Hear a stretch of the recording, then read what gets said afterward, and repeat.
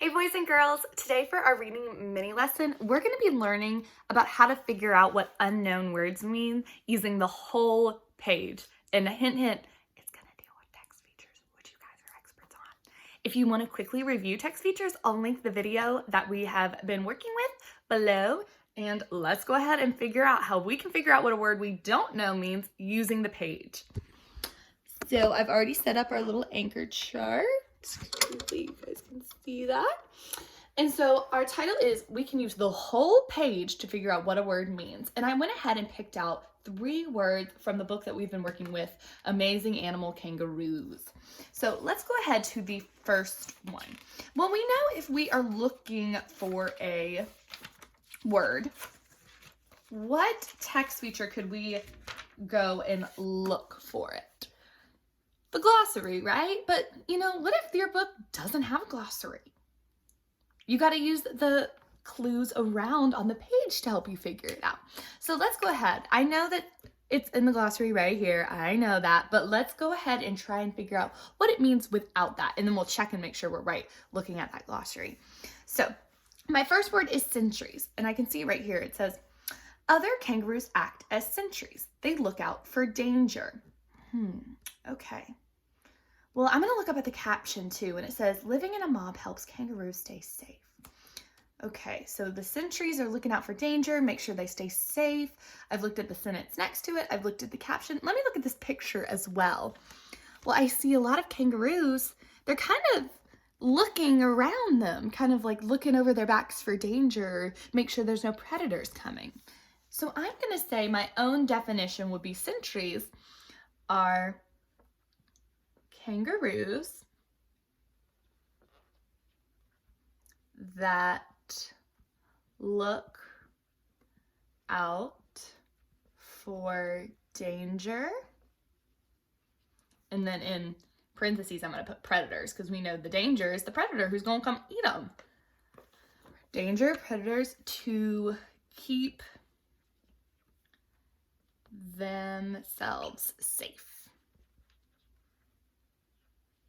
So using the sentence following, the caption and the photograph, I was able to figure out what that word means. Now let's check the glossary. They say guards or lookouts. So did we get it right? Absolutely. Now we're going to look at the word joey. Again, we're not going to look at the glossary quite yet because I want us to use the text features to help us figure out. So let's see. It says a mother kangaroo usually has one joey at a time. Mother kangaroo has one joey at a time. A joey lives in its mother's pouch for 6 months or more. Interesting. Okay, so if a mommy is having a joey and they live in their mother's pouch for 6 months, I'm going to go ahead and make a guess that a joey is a baby kangaroo based on the sentences around it. I'm also going to look at this photograph and I can see a full-size kangaroo and there's 2 little kangaroos right here. So I'm going to assume that they're children, right? They're smaller because I know that kids are smaller than adults. So I'm going to say a joey is a baby kangaroo. Now let's check the glossary to make sure we're right. And oh, look at that. A joey's a baby kangaroo. All right, the last one we're going to be doing is mobs. And this one is not in the glossary. So we're really going to have to use the clues to help us figure it out. So it says kangaroos live in groups called mobs. Some mobs have only 2 or 3 kangaroos. Mobs have 100. Okay, interesting. And then I'm going to go back to this caption. It says living in a mob helps kangaroos stay safe. Okay, living in a mob. Interesting. Okay.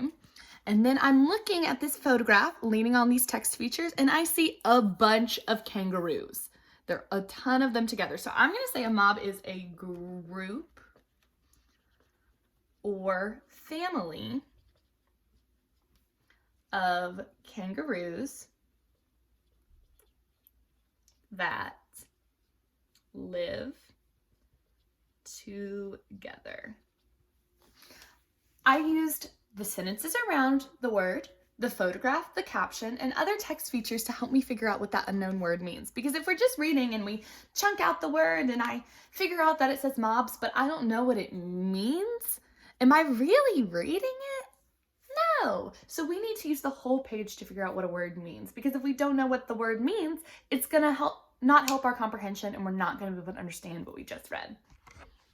All right, everyone, I hope you enjoyed this mini lesson, and I'll see you tomorrow for the next one. Bye.